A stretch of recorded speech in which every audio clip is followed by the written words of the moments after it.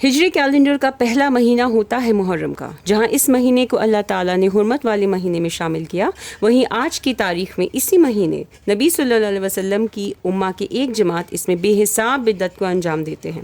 جانیے کچھ ایسے ہی interesting facts آج کے اس ایپیسوڈ میں.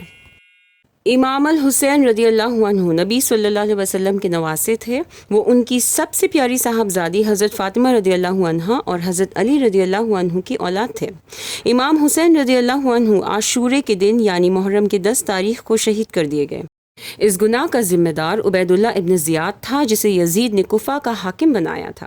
اس میں کوئی شک نہیں کہ یزید نے اپنی حکومت کی حفاظت کرنے کے لیے امام حسین رضی اللہ عنہ کو ان کے منصوبوں سے روکنے کے کڑے احکام جاری کیے تھے. لیکن یہ بھی اتنا ہی سچ ہے کہ یزید نے نہ امام حسین رضی اللہ عنہ کو مروانے کا حکم دیا اور نہ ان کی شہادت پر خوشی ظاہر کی، جیسا کہ عام طور پر لوگ سمجھتے ہیں. امام حسین رضی اللہ عنہ اور حضرت عثمان رضی اللہ عنہ کی شہادت اسلام کی تاریخ میں 2 ایسے واقعات گزرے جس نے دین اسلام کو 2 مشہور فرقوں میں بانٹ دیا. شیخ الاسلام ابن تیمیہ رحمہ اللہ بیان کرتے ہیں کہ کربلا کی جنگ کے دوران ایک فرقہ وہ تھا جس نے امام حسین رضی اللہ عنہ کی شہادت میں حصہ لیا تھا.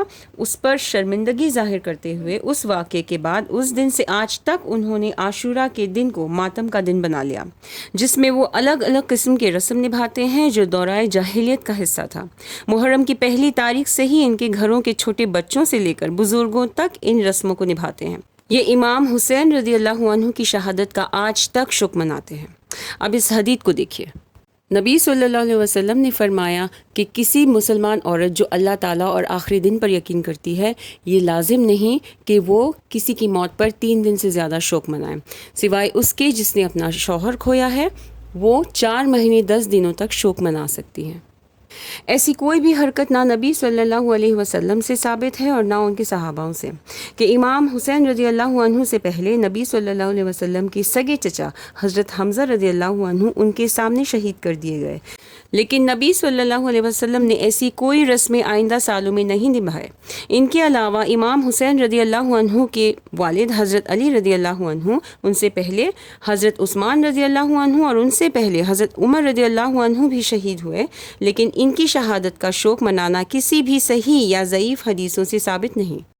ایسے نظارے آپ کو ان کے گھروں سے لے کر باہر چوراہوں تک دکھیں گے، جہاں یہ اپنے آپ کو لہو لہان کرتے اپنے گالوں کو، پیشانیوں کو اور چھاتیوں کو پیٹتے دکھائی دیں گے. یہ نبی صلی اللہ علیہ وسلم کی بیان کی گئی اس حدیث سے بالکل الٹ ہے، جس میں انہوں نے فرمایا کہ وہ شخص ہم میں سے نہیں جو کسی بھی قسم کی مصیبت کے آنے پر اپنے گالوں کو پیٹتے ہیں، اپنے کپڑے پھاڑتے ہیں اور دورہ جاہلیت کی رواج اور طریقے فالو کرتے ہیں. ان کے علاوہ کربلا کی یاد کو تازہ کرنے کے لیے لوگ بڑے شدت سے ڈھول تاشی بجاتے ہیں. نہ انہیں فکر ہوتی ہے کہ کہاں مسجد ہے اور نہ نماز کی اوقات کی. ذرا غور کیجئے، کیا ہم اپنے گھر کے میت میں اسی طرح ڈھول بجا کر شوق مناتے ہیں؟ یہ دیکھیے، یہ ہم کیا کر رہے ہیں.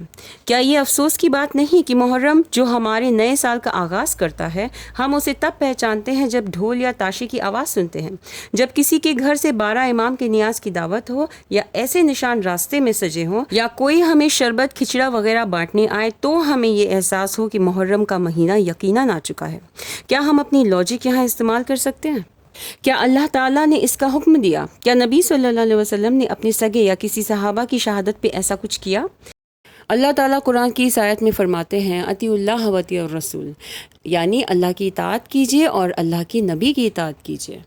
تو جب انہوں نے اس کا حکم نہیں دیا تو پھر ہم یہ کیا کر رہے ہیں کہ نبی صلی اللہ علیہ وسلم نے دین میں ہر نئی ایجاد کی ہوئی چیز کو بدعت قرار دیا ہے، اور ہر بدعت گمراہی ہے جو ہمیں دوزخ کی طرف لے جائے گی. اللہ تعالی ہم سب کو ہر قسم کی بدعتوں سے اپنی پناہ میں رکھے. آمین.